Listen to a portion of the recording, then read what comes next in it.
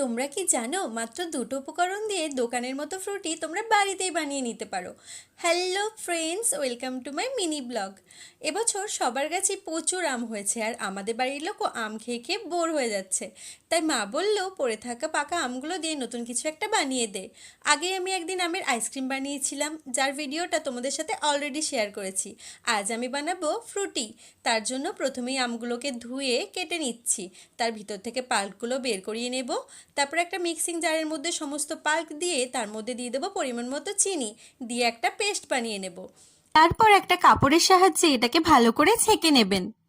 তারপরে এটাকে কড়াইতে একদম লো হিটে 3 থেকে 5 মিনিট রান্না করে নামিয়ে নেব।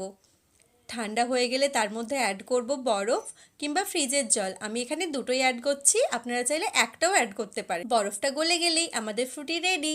নাও এনজয়। ভিডিওটা কেমন লাগলো কমেন্টে জানাবেন। ভালো লাগলে লাইক শেয়ার